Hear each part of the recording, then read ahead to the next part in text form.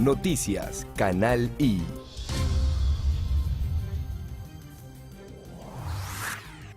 Gracias amigos por continuar en nuestra sintonía. Nosotros en nuestra entrevista meridiana vamos a estar conversando con el diputado José Trujillo, quien es vicepresidente de la Comisión de Desarrollo Social del Parlamento venezolano. Les recordamos a todos ustedes que pueden participar a través de nuestras redes sociales, en Twitter y en Instagram. Estamos como @noticiascanal y diputado. Muy buenas tardes, bienvenidos a nuestra entrevista meridiana. Hablar qué trabajo viene haciendo la Comisión de Desarrollo Social en torno a la actualidad que están viviendo los venezolanos. Bueno, sí, ciertamente.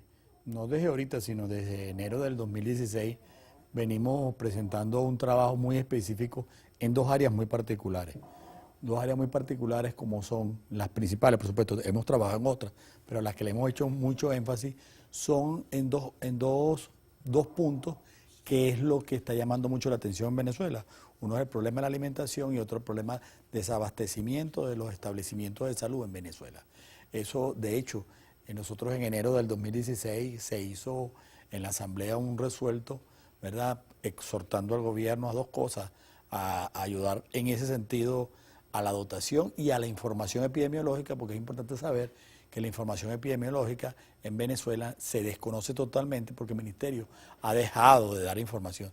De hecho, la penúltima ministra, que era la doctora Caporales, fue destituida porque presentó información epidemiológica de renombre y por eso fue removida, que está, por cierto, Luis López, quien viene a ser director regional de salud del Estado de Aragua, donde yo también donde yo soy vengo, pues. Pero más allá de eso, nosotros en mayo del 2016 hicimos una ley de seguridad y de crisis del sector salud. ¿Con qué intención? Con la intención de facilitarle a la gente el ingreso de medicina, porque ya para mayo del 2016 había un déficit de casi el 70%. En la actualidad manejan una cifra... Sí, en la actualidad estamos en un renglón del 92%. Cifras estas que nos las da exclusivamente la Federación de Farmacéuticos de Venezuela y las empresas. Nosotros nos hemos estado reuniendo con todas esas ONG y viendo esto, porque es bueno que la gente sepa. Una de las razones importantes de que nosotros hicimos la ley era porque para nadie es un secreto que no te podían traer medicina de otras latitudes porque se consideraba un delito, simple y sencillamente. Si tú transportabas una medicina de Caracas a Maracay, eso era un delito y tenían penalidades. Entonces, una de las razones que hicimos fue agilizarle al Estado venezolano el ingreso de medicinas, tanto nacionales como internacionales, para paliar un poco la crisis de la escasez de medicamentos y, por ende, de insumos del área de salud. Para nadie es un secreto el problema que estamos viendo con la hiperinflación. La hiperinflación ha hecho básicamente que el sector privado de la medicina privada haya colapsado, porque los seguros más altos en Bolívar están aproximadamente en 600 millones y las intervenciones a raíz de la hiperinflación se ha comido los seguros. Esto ha hecho que la gente regrese al sector salud, pero regrese a un sector salud público que está en minusvalía. ¿Y por qué decimos que está en minusvalía? Porque hay una carencia importante, seria de medicina y de insumos, y que no lo decimos nosotros que hay la carencia. El mismo Estado venezolano ha reconocido esa falla, pero además que ha reconocido la falla, de eso también ha reconocido la reaparición de nuevas enfermedades como esta. Por decirte algún dato interesante, todas las Américas en el 2017, todas las Américas se calculaba que iban a tener 265.000 casos de malaria. Bueno, solamente Venezuela tuvo 400.025 casos de malaria. Y se presume que los que no se saben y los no diagnosticados y los maltratados, ¿por qué nosotros decimos maltratados? Porque hay tratamientos que llevan varias fases y solamente ha llegado a una fase porque no tenemos los medicamentos para malaria. Esto hace que la extensión de esos 400.000 puede llegar hasta 1 millón de personas con malaria. Ahora, ¿cómo ustedes ven desde la Comisión las actitudes y las políticas que implementa el Ejecutivo Nacional en este tema? Y también hablar del caso de no aceptar de una u otra manera lo que llaman el canal humanitario, porque ellos consideran, factores de gobierno dicen que es de una u otra manera lograr una intervención en nuestro país, una injerencia. Bueno, yo te voy a confesar algo. Es que nosotros le hemos planteado, bueno, si no quiere abrir el canal humanitario, porque él afirma eso, bueno, que le permita, por ejemplo, a Francia, a España, a Italia, a estos países, que traigan donaciones al país, porque todos esos países quieren donar, óigase bien, regalar. Esto es tan serio y tan grave, que esta falta de medicamentos e insumos, que por ejemplo, en materia de vacunas, tenemos un déficit terrible. De hecho, muchos de los venezolanos se están yendo a las fronteras con Colombia para vacunar a los niños en Colombia, porque en Venezuela no hay vacuna ni de BCG, ni de tuberculosis, nada de eso. Es tan así que en la reunión que hubo en República Dominicana, el canciller de Chile le dijo a la gente del oficialismo que estaba en las conversaciones que Chile le iba a donar. Ustedes saben que la Organización Mundial de la Salud tiene un ciclo rotatorio de ayuda y que, por supuesto, cada estado paga y entonces han esos ciclos rotatorios. No solo que te las va a dar a un buen precio, sino también algunas te las regalan. Y Chile le ofreció su estar a ellos para Venezuela, porque tenemos un déficit cierto de vacunas. Es tan cierto el déficit de vacunas que ya han descubierto más de 200 casos de los migrantes ya con sarampión en Colombia. No, incluso madres de bebés recién nacidos también han protestado exigiendo vacunas. De las vacunas. Entonces, nosotros lo hemos ofrecido? Nosotros lo hemos ofrecido, está bien, no hablan del canal humanitario, ok, pero dejen que entren las medicinas, porque resulta ser que tú puedes tener todo el dinero del mundo, puedes tener todo el seguro en la moneda que tú quieras. Pero si te tienes que hospitalizar en Venezuela y no tienes los medicamentos, igual te mueres. De hecho, hay indicadores importantes que a nosotros nos llaman poderosamente la atención. Por ejemplo, el indicador de mortalidad infantil, que estaba aproximadamente, cuando llegó Chávez, en 17, después se bajó a 13, actualmente está en 21%. El caso de mortalidad materna, que debería ser una mortalidad materna normal, debería estar en 10, ahorita está en 110% la mortalidad materna. ¿Qué le quiere decir esto? Que todo el mundo está muriendo en la maternidad. ¿Y cuál es la principal causa de la muerte? Infecciones. ¿Y por qué la principal causa de la muerte es infecciones? Porque no hay insumos para limpiar los hospitales, para limpiar los pabellones, y la mayoría de las personas se enferman de infecciones. Entonces, estos indicadores son graves, pero hay un indicador que es más grave, que es el de la desnutrición, que por ejemplo, el año pasado, en el último trimestre del 2017, estábamos hablando de una desnutrición del entre 19 al 20%. Ya en el primer trimestre del 2018 entramos en algunos sitios del territorio nacional en una desnutrición que ya va rondando la frontera del 25%. ¿Qué significa esto? Cuando en un país hay una desnutrición infanto-juvenil, entendiendo por infanto-juvenil, de 0 años a 5 años. ¿Y por qué esta edad son los indicadores de las Naciones Unidas? Porque son los índices más importantes, porque es la población más vulnerable. Entonces, son considerados indicadores internacionales por las Naciones Unidas, que cuando una desnutrición infanto-juvenil llega al borde de 25, ya deja de estar saliendo de la crisis humanitaria, y si llega a 30%, se calcula que puede llegar a lo llamado por muchos, o lo que nosotros llamamos la hambruna. Pero Ahora, ¿qué pasa? ¿Por qué son importantes estos datos? Porque nadie llega a un estado de desnutrición de un día para otro. Por ejemplo, a mí me puede dar un infarto hoy o una apendicitis, eso es algo agudo, pero la enfermedad de desnutrición son procesos crónicos que llevan inclusive años, lo que quiere decir que nosotros estamos ahorita en un proceso, y sobre todo la bancada de Acción Democrática, estamos contra el hambre, hemos tomado la decisión de picarnos adelante, porque no queremos que llegue esa desnutrición, llegue a la marca de la hambruna. Porque cuando llegue a la marca de la hambruna, el 30%, Naciones Unidas, a través de sus organismos, y la FAO, que son organismos pertenecientes a las Naciones Unidas y ONG, eso van a tener que obligar, y lo van a hacer de manera obligatoria. Van a tener que entrar porque hay que ayudar a la población. ahora, diputado, vamos nosotros a hacer una primera pausa, vamos a hacer una pausa comercial aquí en nuestra entrevista a Meridiano. Nosotros le vamos a dejar una pregunta al aire y es su opinión al respecto. El presidente y funcionarios del gobierno nacional han manifestado y de una u otra manera han desmentido la situación de desnutrición que vive nuestro país. Esa pregunta nos la va a responder en nuestra próxima parte. A todos ustedes les recordamos que también pueden participar y enviar sus preguntas a través de nuestras redes sociales, en Twitter y en Instagram, @JoseDavidLV, y mi cuenta personal, @JoseDavidLV, y las cuentas del canal, @NoticiasCanal. Y hacemos una pausa y regresamos en minutos. Seguimos con más en nuestra entrevista, conversando con el vicepresidente de la Comisión de Desarrollo Social del Parlamento venezolano, diputado José Trujillo, y dejábamos una pregunta al aire, diputado. ¿Qué está pasando? Hablábamos en un principio del tema de la alimentación, de los medicamentos, pero ¿qué está pasando en nuestro país? Respondan a nuestra pregunta que dejábamos al aire. Bueno, sí, efectivamente, evidentemente el gobierno siempre ha negado, porque es que no solo ha negado las cifras de salud, ha negado las cifras económicas, ha negado las cifras de los problemas sociales, ha negado todas las cifras. De hecho y de derecho, la doctora que sacan, que era la penúltima ministra de Salud, la sacan es porque da la cifra. Eso fue la excusa para sacarla de su cargo. ¿Ok? A la doctora Caporales, que actualmente es directora del Hospital Clínico Universitario de Caracas, que regresó a ese cargo, por cierto. Pero, ¿por qué nosotros decimos esas cifras? Esas cifras no son escogidas al azar. Esas cifras vienen dadas por ONG nacionales e internacionales. Por ejemplo, Cáritas de Venezuela ya tiene cifras y tiene observatorios en muchas partes del territorio. Pero más allá de esa, OPS y OMS también hacen monitoreo de desnutrición. No crea que estos datos son aleatorios, no. Estos datos son de organismos nacionales y organismos internacionales que están observando esto. No puede creer, porque es importante que tú lo sepas, David, amigo que me está viendo, cuando el gobierno puede ser que al Estado, a la comunidad, no le dé cifras, pero a los organismos internacionales sí tiene que darle cifras. Y de hecho, es tan así que le da cifras que la Organización Mundial de la Salud le aprobó al Estado venezolano 1 millón de tratamientos para malaria de manera donativa, se las regaló al gobierno, porque la crisis en materia de malaria había crecido mucho.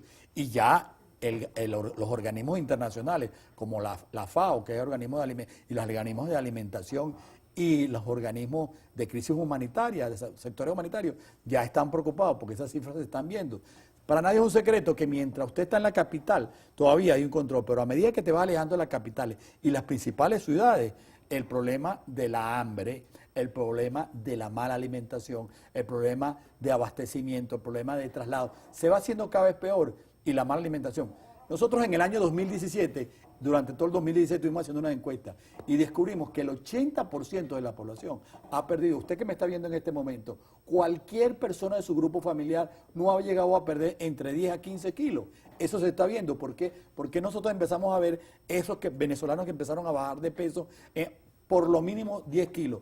Esos son señales que hay un déficit proteico. Ahora, y esas señales de déficit proteico no solo las sabe el venezolano, las saben los organismos internacionales. La Cruz Roja Internacional acaba de decir que los venezolanos que están llegando a Colombia están llegando con un grado de nutrición de primer grado. Ahora, diputado, ¿cómo ustedes evalúan desde la comisión y también desde el partido que pertenece esas posturas y esas políticas del gobierno nacional de no aceptar y no trabajar con diferentes ONG, incluso con la comisión de los informes y las investigaciones que han hecho para mejorar la situación actual? Y también un punto, el presidente Hugo Chávez, en su mandato, él hablaba de una soberanía alimentaria. ¿Qué ha pasado con la soberanía alimentaria en nuestro país? Bueno, para nadie es un secreto que todas las empresas que producían alimentos que fueron expropiadas no están funcionando. Yo te voy a poner este solo detallito.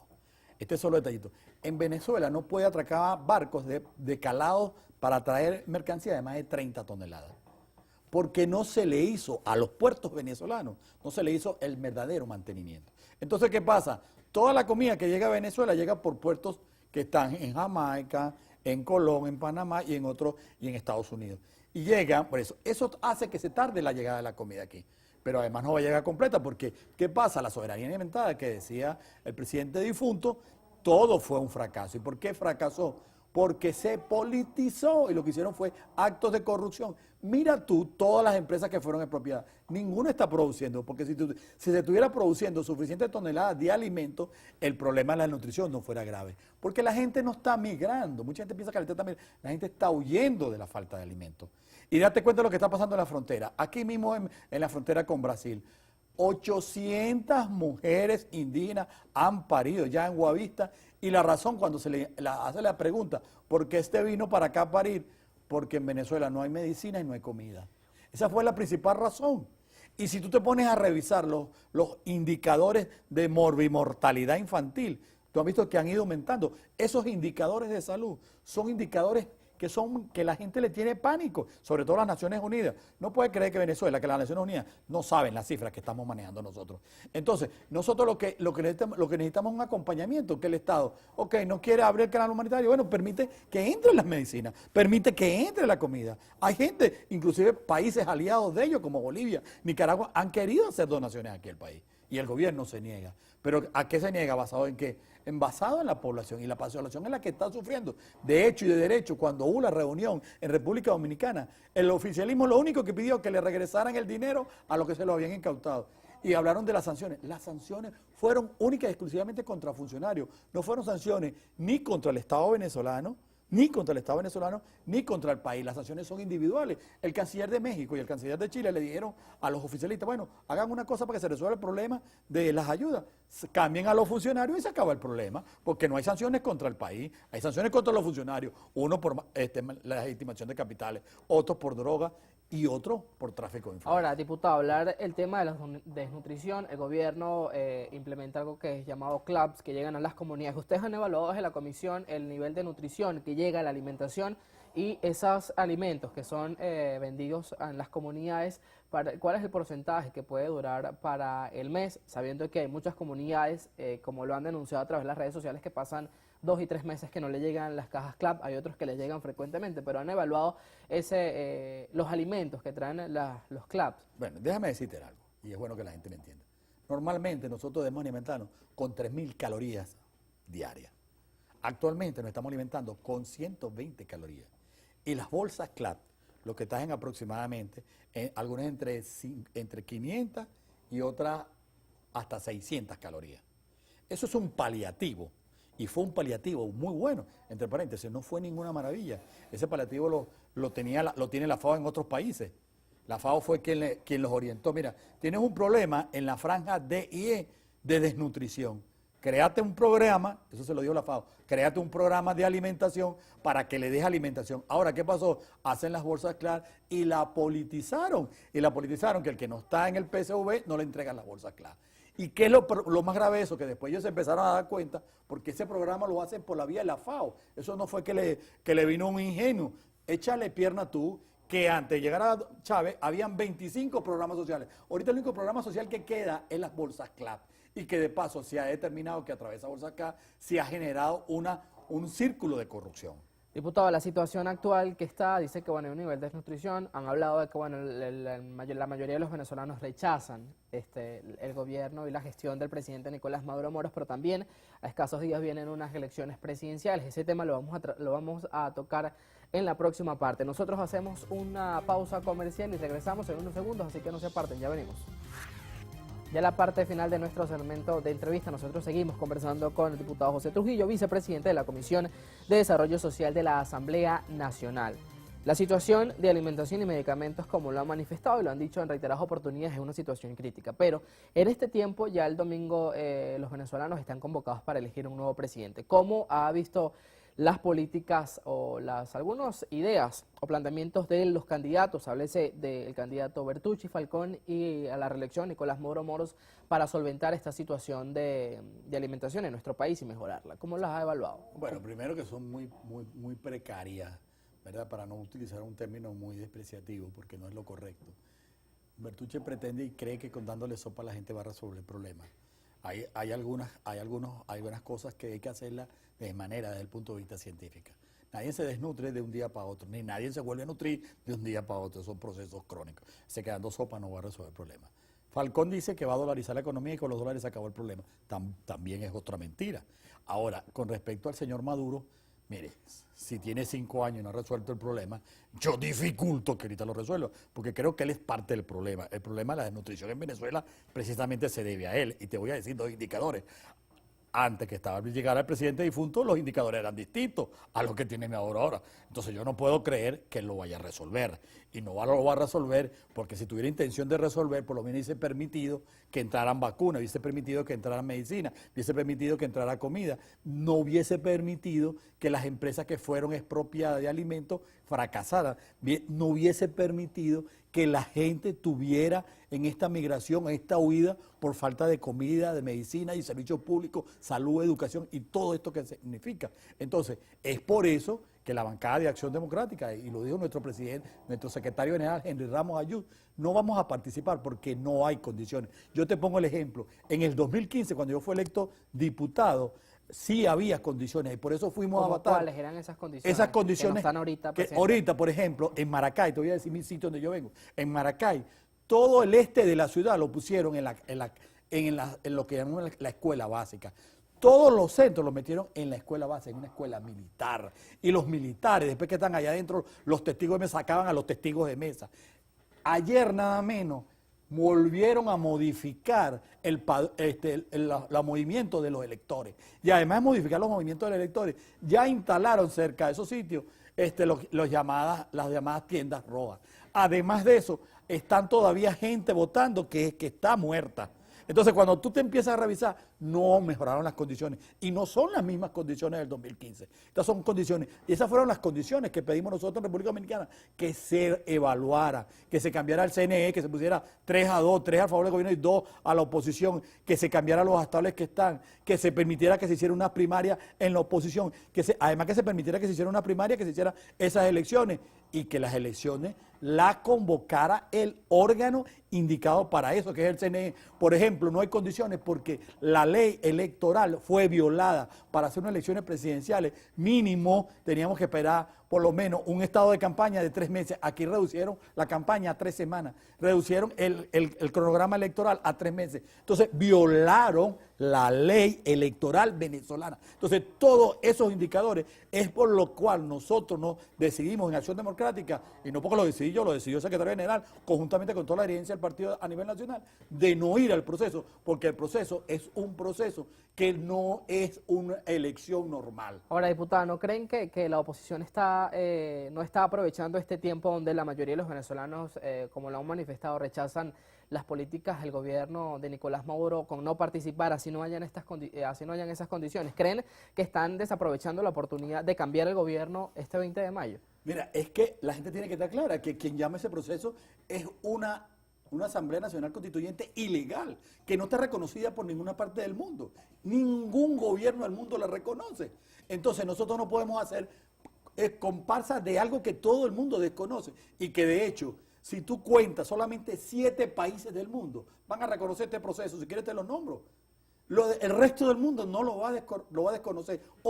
Ayer la conferencia episcopal pidió que suspendieran las elecciones. Ayer el Grupo de Lima pidió que suspendieran las elecciones. La semana pasada la Unión Europea pidió que se suspendieran las elecciones. La semana antepasada la OEA pidió que se suspendieran las elecciones. ¿Por qué? Porque todo está haciendo que es ilegal. ¿Y qué pasa si un gobierno se instala de manera ilegal? Va a ocasionarle más complicaciones a los venezolanos que hoy ya no tenemos que hacer con todo el déficit que tenemos en todos los servicios públicos. ¿Pero qué va a pasar entonces luego del 20 de mayo cuando partidos históricamente en nuestro país no van a participar en estas elecciones? ¿Qué va a pasar en nuestro país luego si llega a ganar el presidente Nicolás Maduro o gana el candidato Falcón? ¿Qué puede pasar en nuestro país para eso? Primero que nada, que ningún organismo internacional los va a reconocer, eso es lo primero. Entonces, ¿Y a quién afecta esa situación de que los organismos internacionales no reconozcan el nuevo gobierno, sea cual sea? No lo va a reconocer los organismos internacionales. Eso va a traer consecuencias contra nosotros los venezolanos, contra todos nosotros. Pues. Porque primero, una de las consecuencias que va a traer es que van a seguir produciendo censura a los funcionarios públicos porque están en un estado de facto. Y los estados de facto no tienen reconocimiento por las Naciones Unidas. Es por eso que es preocupante, porque a partir del lunes aquí va a empezar otra Venezuela. No hay acuerdo. Es evidente que no hay acuerdo. Y nosotros no podemos seguir manejando una nación con desacuerdo. Ya lo dijo muy claro Dixie Rodríguez. Nosotros llegamos y no nos vamos del poder. Nosotros no vamos a entregar el poder ni que venga quien venga. Entonces, la farsa de las elecciones no es el único elemento. Y ahora sí le digo, después del 21 se van a intensificar las crisis en el país.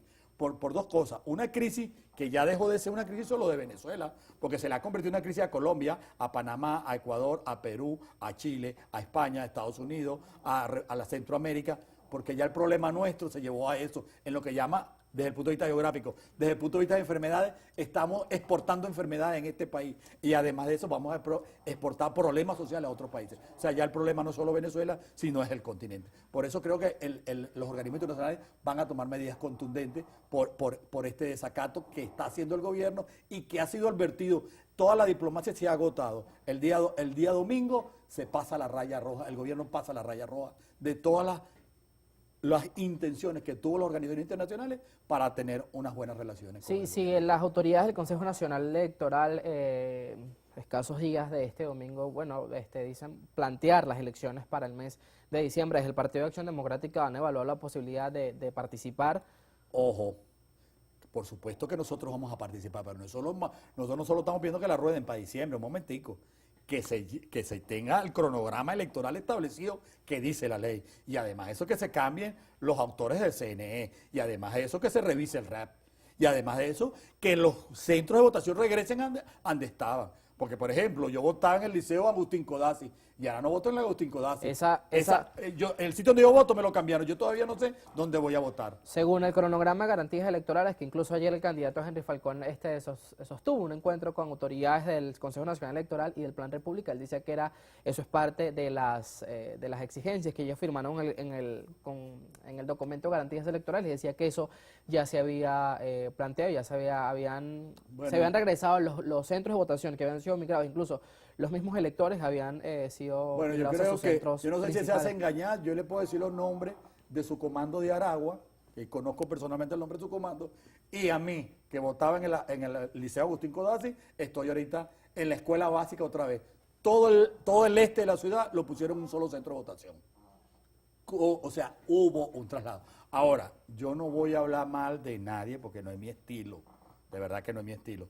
Pero creo que lo están engañando, para no decir otra expresión, porque hay modificaciones. Esta semana hubo modificaciones de varios centros de votación. Y le voy a decir alguna perlita. Hay algunos liceos que la delincuencia lo ha desmantelado completo, y en esos liceos ahora no va a haber procesos electorales. ¿Para dónde fueron llevados y modificados? Esas condiciones van a continuar. Si en diciembre continúan las condiciones, vamos a seguir en este problema. El señor Maduro lo que necesita es que lo reconozca el mundo, y para que lo reconozca el mundo tiene que hacer unas elecciones transparentes. Bien, diputado, muchísimas gracias por acompañarnos durante esta entrevista meridiana. A todos ustedes también por la sintonía. Recuerden que siempre pueden estar en sintonía y actualizados con las noticias a través de nuestras redes sociales, en Twitter y en Instagram, @noticiascanal, y mi cuenta personal, @JoseDavidLV. Nosotros estuvimos conversando con el diputado José Trujillo, vicepresidente de la Comisión de Desarrollo Social de la Asamblea Nacional. A las 4 de la tarde, nuestra cita con nuestra ronda informativa. Tengan todos una feliz tarde.